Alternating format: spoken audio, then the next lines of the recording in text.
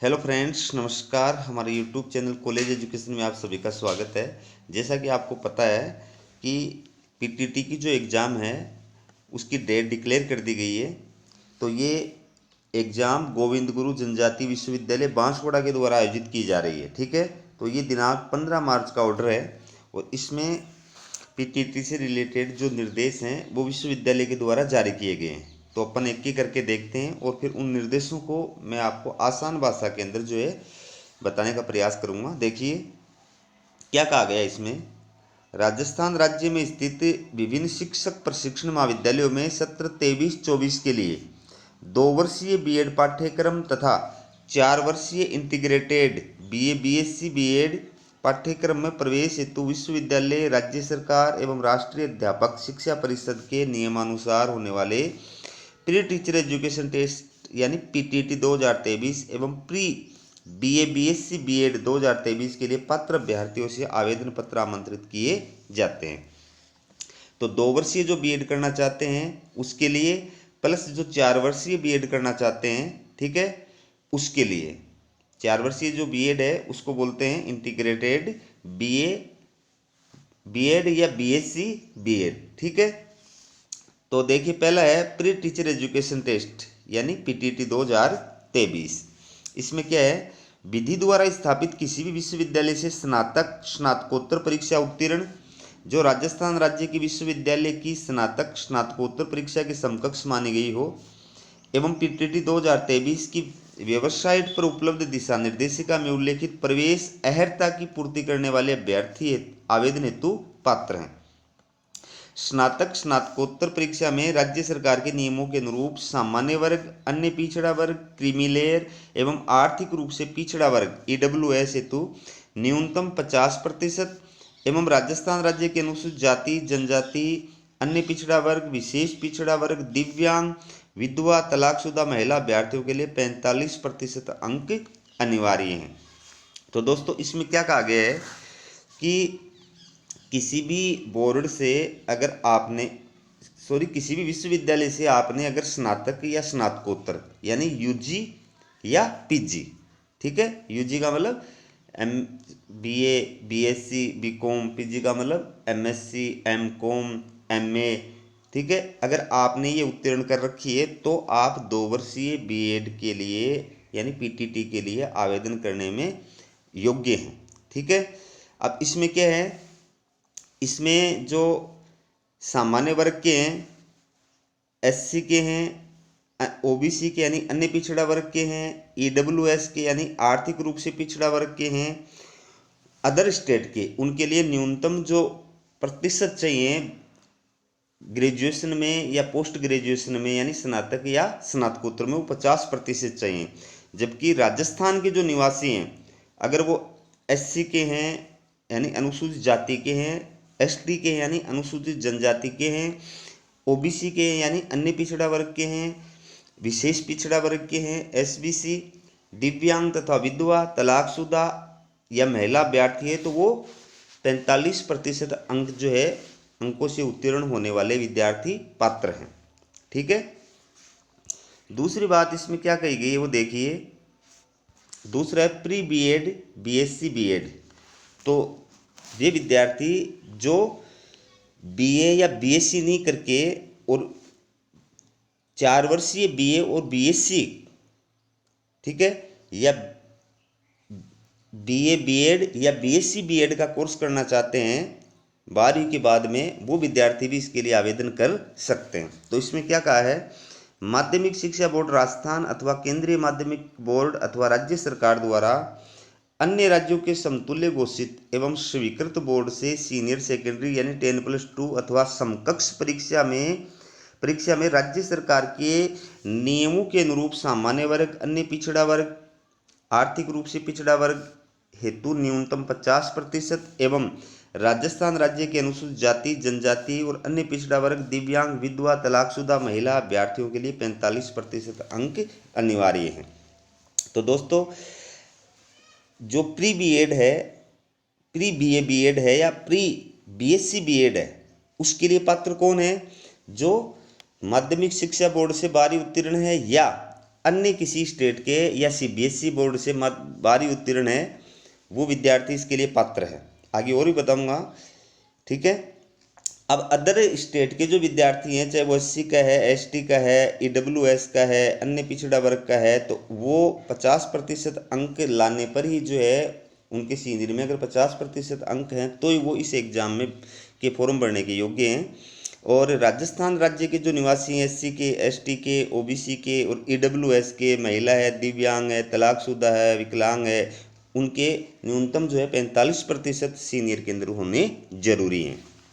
इसके बाद में देखिए, उपयुक्त दोनों प्रवेश परीक्षाओं हेतु वांछित न्यूनतम प्राप्तांक प्रतिशत गणना में 1 अंक भी कम स्वीकार्य नहीं होगा एवं ऐसा होने पर आवेदक की अभ्यर्थना को निरस्त करने का पर्याप्त कारण होगा। मतलब जो 45% बताए गए अदर स्टेट के लिए, जो 50% बताए गए अदर स्टेट के विद्यार्थियों के लिए और जो 45% बताए गए राजस्थान के विद्यार्थियों के लिए, जो कैटेगरी मैंने आपको बताई, तो इससे अगर 1 पॉइंट भी आपके कम आया है तो आप जो है पीटीटी की एग्ज़ाम के योग्य नहीं माने जाएंगे।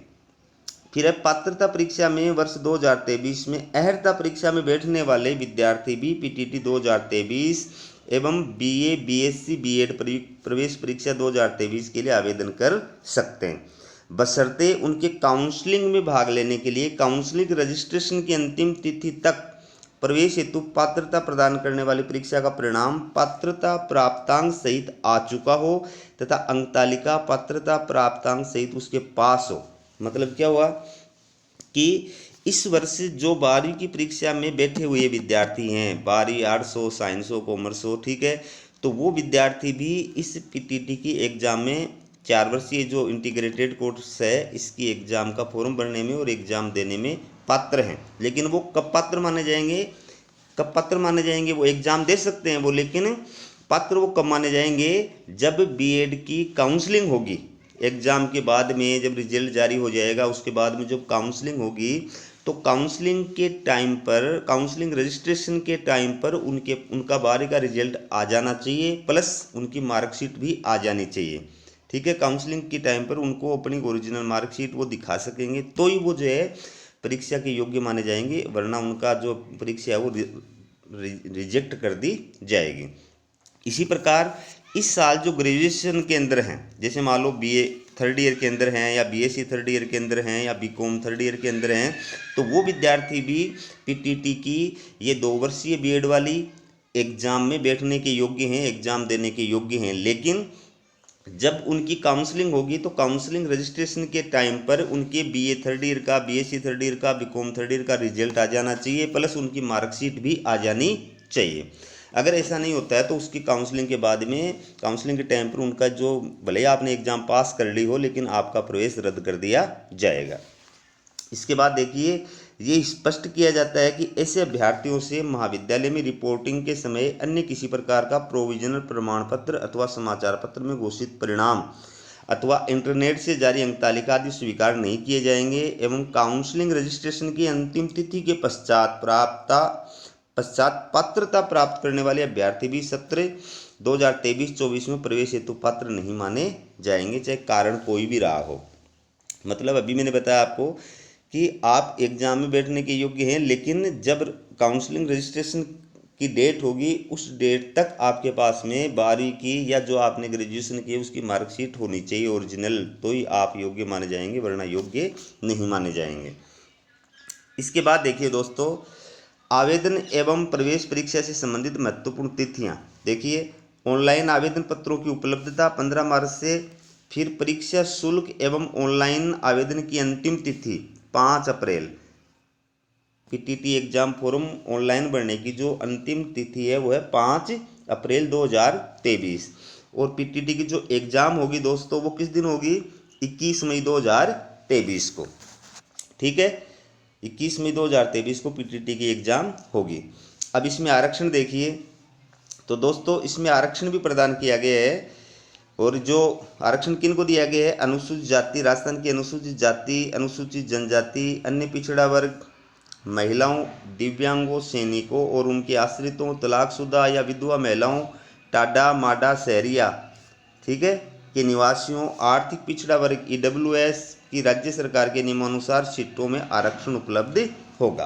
तो इनको आरक्षण भी प्रदान किया गया है, इन कैटेगरियों को। फिर देखिए आवेदन, देखिए ऑनलाइन एप्लीकेशन फॉर्म उपयुक्त वर्णित वेबसाइट के माध्यम से भरे जाएंगे, जिन्हें अभ्यर्थी साइबर कैफे या स्वयं के कंप्यूटर तथा ई मित्र के माध्यम से भर सकेंगे। अभ्यर्थी ऑनलाइन आवेदन पत्र भरने से पूर्व वेबसाइट एवं उपलब्ध दिशा निर्देशों को भलीभांति पढ़ लें। हाथ से भरे गए आवेदन पत्र ऑफलाइन किसी भी रूप में स्वीकार नहीं किए जाएंगे। मतलब ऑनलाइन ही आपको आवेदन करना है एग्जाम के लिए, पीटीटी के लिए, ऑफलाइन आवेदन नहीं करना है, ठीक है। फिर है अभ्यर्थी परीक्षा शुल्क राशि 500 का भुगतान ऑनलाइन पेमेंट गेटवे के माध्यम से debit card, credit card, net banking अथवा ई मित्र से कर सकेंगे तथा सफलतापूर्वक ऑनलाइन भुगतान के पश्चात अपने आवेदन पत्र की हार्ड कॉपी का प्रिंट कर सकेंगे। यानी आपकी परीक्षा शुल्क की राशि कितनी है, 500 रुपये है, और ये 500 रुपये आपको ऑनलाइन भुगतान करना है। ऑफलाइन भी कर सकते हैं, आगे बताऊंगा। ऑनलाइन भुगतान करना है तो अगर आपने ऑनलाइन भुगतान किया है तो वो चाहे कौन कौन से माध्यम से कर सकते हैं, पेमेंट गेटवे के माध्यम से, debit card, credit card, net banking अथवा ई मित्र के माध्यम से कर सकते हैं। तो ऑनलाइन भुगतान के पश्चात जब आपका फॉर्म भर जाए तो उसके बाद में आपको उस फॉर्म की, ऑनलाइन फॉर्म की क्या करनी है, हार्ड कॉपी निकाल करके अपने पास सुरक्षित रख लेनी है। ये हार्ड कॉपी आपको जब काउंसलिंग होगी उस वक्त जो है और आपको लेकर के जानी होगी। फिर देखिए यदि अभ्यर्थी परीक्षा शुल्क का भुगतान नकद करना चाहते हैं तो वो फॉर्म भरने के बाद प्राप्त पेमेंट इनवॉइस के माध्यम से ई मित्र की किसी भी शाखा में नकद जमा करा सकते हैं। ई मित्र के किसी भी काउंटर में शुल्क जमा करवाने के अगले दिन अपने आवेदन पत्र का प्रिंट प्राप्त कर सकते हैं। तो अगर आप कैश पेमेंट भी जो है दे सकते हैं, ठीक है। तो कैश पेमेंट अगर आप दे रहे हैं तो फिर आपको क्या, जो आपके प्रवेश उसका एग्ज़ाम का जो आवेदन फॉर्म आपने भरा है ऑनलाइन, उसकी जो हार्ड कॉपी मिलेगी वो दूसरे दिन मिलेगी, उस दिन सेम दिन नहीं मिलेगी। अगर आपने नगद भुगतान किया है तो सेम दिन नहीं मिलेगी, दूसरे दिन मिलेगी, और फिर उसको आपको सुरक्षित रखना है। देखिए आगे, ऑनलाइन भुगतान अथवा चालान के द्वारा आवेदन शुल्क जमा करवाने के पश्चात भी यदि प्रिंट नहीं निकलता है तो निर्धारित अवधि में कार्यालय के हेल्पलाइन नंबर, ये नंबर दिए हुए हैं, ये ईमेल दी हुई, इन पर संपर्क करें कि आपने ऑनलाइन भुगतान कर दिया या फिर आपने मान लो नगद भुगतान कर दिया और उसके बाद में आपकी हार्ड कॉपी नहीं निकल रही है, फॉर्म का प्रिंट नहीं निकल रहा है, तो फिर आप क्या करें, आवेदन शुल्क जमा कराने के पश्चात और ये जो नंबर दिए हुए हैं हेल्पलाइन नंबर या ये जो ईमेल आईडी दी हुई है इसके ऊपर संपर्क करें, ठीक है। इसके बाद देखिए ऑनलाइन आवेदन पत्र। ऑनलाइन आवेदन पत्र अत्यंत सावधानी पूर्वक भरकर उसका प्रिंट लें एवं परीक्षा आवेदन पत्र की हार्ड प्रति एवं आवश्यक प्रमाण पत्रों की सत्यापित प्रति अपने पास सुरक्षित संभाल के रखें, जिन्हें काउंसलिंग के उपरांत आवंटित महाविद्यालय में प्रवेश के समय जमा कराना आवश्यक है। ऑनलाइन आवेदन के समय चयन किए गए 2 जिलों में प्राथमिकता एवं केंद्र की उपलब्धता पर ही परीक्षा केंद्र आवंटित किया जाएगा। परीक्षा केंद्र आवंटन में समन्वयक पीटीटी 2023 एवं 4 वर्षीय बीए, बीएससी, बीएड प्रवेश परीक्षा 2023 का निर्णय अंतिम होगा। मतलब क्या हुआ कि आपको जो आपने जो ऑनलाइन फॉर्म भरा है उसका आपको प्रिंट निकलाना है, प्रिंट सुरक्षित रखना है। इसके अलावा आपके जो डॉक्यूमेंट्स हैं उनकी फ़ोटोकॉपी है वो उसके साथ लगानी है, ठीक है। ये चीज़ें आपको संभाल के रखनी है और ये चीज़ें काउंसलिंग के वक्त काम आएगी। प्लस जो महाविद्यालय में आपको रिपोर्टिंग करने के लिए जाओगे ना, काउंसलिंग के बाद में जब आपको महाविद्यालय अलॉट होगा, बीएड कॉलेज अलॉट होगी और वहाँ पर आप काउंसलिंग के लिए जाओगे, रिपोर्टिंग के लिए जाओगे, तो उस वक्त आपको ये डॉक्यूमेंट्स जो है ये इसका सेट जो है वो वहाँ पर महाविद्यालय में जमा कराना है, ठीक है। पहली बात है। दूसरी बात कि आपने ऑनलाइन आवेदन फॉर्म के अंदर जो 2 ज़िले भरे हैं एग्ज़ाम सेंटर के रूप में कि भाई मेरे को ये ज़िले चाहिए एग्ज़ाम सेंटर के लिए, तो वो 2 ज़िले जो भरे हैं कोई ज़रूरी नहीं है कि जो आपने भरे हैं जो उन्हीं ज़िलों में आपका एग्ज़ाम सेंटर है, आपका एग्ज़ाम सेंटर अन्य किसी ज़िले में भी आ सकता है और उसके लिए आप विश्वविद्यालय को चैलेंज नहीं कर सकते। इस बारे में विश्वविद्यालय का निर्णय ही जो है अंतिम होगा, ठीक है। तो ये दोस्तों लास्ट है नोट, परीक्षार्थी अपना मोबाइल नंबर सही भरे ताकि परीक्षा संबंधित सूचना एसएमएस के माध्यम से संबंधित मोबाइल नंबर पर यथासंभव दी जा सके। तो आपने ऑनलाइन फॉर्म के अंदर जो अपना मोबाइल नंबर दिया है वो मोबाइल नंबर आपको अपना देना है और वो सिम हमेशा चालू रहनी चाहिए। ठीक है, आपको सिम चेंज नहीं करना है, क्योंकि विश्वविद्यालय के द्वारा पीटीटी से रिलेटेड कोई भी सूचना दी जाएगी वो उसी मोबाइल नंबर पर एसएमएस के माध्यम से दी जाएगी। इसलिए मोबाइल नंबर जो आवेदन फॉर्म के अंदर दिए हैं वो बिल्कुल आपको सही रखने हैं, चालू सिम रखनी है, बंद नहीं करनी है, सिम चेंज नहीं करनी है। तो दोस्तों मेरी आवाज़ थोड़ी स्पष्ट नहीं आ रही, इसका वजह ये है कि मेरा थोड़ा गला ख़राब है, प्लस जीभ पे जो है फाले हो रहे हैं, उस वजह से मेरी आवाज़ साफ़ नहीं आ रही है, उसके लिए मैं माफ़ी चाहता हूँ। तो दोस्तों हमारा ये वीडियो कैसा लगा कमेंट करके ज़रूर बताएं, और चैनल को अभी तक आपने अगर सब्सक्राइब नहीं किया है तो सब्सक्राइब ज़रूर करें। तो इस वर्ष जो बीए और बीए थर्ड ईयर की एग्ज़ाम में, बीएससी थर्ड ईयर की एग्ज़ाम में या बीकॉम थर्ड ईयर की एग्ज़ाम में बैठने वाले विद्यार्थी हैं वो भी इस 2 वर्षीय बीएड के अंदर आवेदन करने के योग्य पात्र हैं। प्लस जो 12वीं के अंदर हैं, आर्ट्स है, साइंस है, कॉमर्स है, इस साल जो 12वीं की परीक्षा दी है जो विद्यार्थी दे रहे हैं वो भी 4 वर्षीय इंटीग्रेटेड कोर्स जो है उसके अंदर ऑनलाइन आवेदन करने के लिए पात्र हैं। हमारा वीडियो देखने के लिए आपका बहुत बहुत धन्यवाद।